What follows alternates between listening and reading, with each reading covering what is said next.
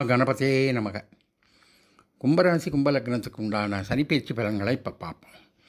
கும்பத்துக்கு உரிய சனி 2ல் இருக்கார், மீனத்தில் இருக்கார்.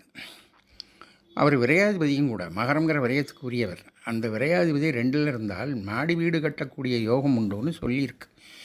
அடிப்படை ஜாதகங்கள் வலுவாக இருந்தால் அவங்களுக்கு இந்த மாதிரி நடக்கிறதுக்கு வாய்ப்பு பிரகாசம். சரி, அவர் அங்கே இருக்கார். அங்கேருந்து 3ஆம் பார்வையாக ரிஷபத்தை பார்ப்பார். அதில் குரு இருக்கார். குரு தனகாரகன், பெண்களுக்கு பர்த்தாக்காரகன், புத்திரக்காரகன்.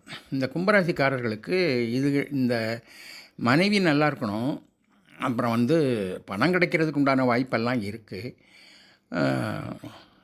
குழந்தைகள் ரொம்ப நல்லா இருக்கணும். இது தூண்டுவார். சனி 3ஆம் பார்வையாக பார்த்து அவரை தூண்டுறார்.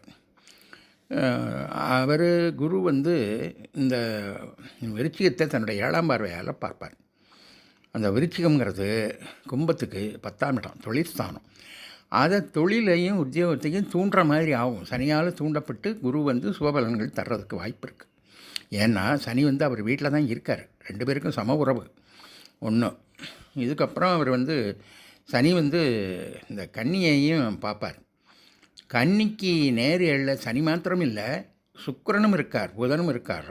அதனுடைய ராசிநாதன் அங்கே இருக்கார். கொஞ்சம் முன்ன பின்னையாக இருக்காங்க. சூரியனோட அஸ்தாங்கத்துலேயும் இருக்குது.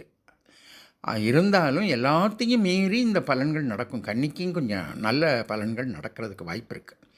சரி, இந்த சனி மீனத்தில் இருந்து 10ஆம் பார்வையாக தனுசை பார்ப்பார். அந்த தனுசுங்கிறது லாபமான இடம், லாபஸ்தானம்னு பேர். அதனால் குருவையும் பார்த்ததுனால, அந்த வீட்டுக்குரிய குருவையும் பார்த்ததுனால லாபங்கள் ஏற்படுறதுக்கு உண்டான வாய்ப்புகள் அதிகம். ஆனாலும் விரையாதிபதி அவர் சனி விரையாதிபதியும் கூட. அதனால் இந்த லாபம் கட்டுக்குள்ளே இருக்கும். உத்தியோகத்தினால் காசு வர்றதுக்குரிய விஷயம் அதிகமாக இருக்கும். சரி, நீங்கள் இன்னொரு விஷயத்தை சொல்லணும்.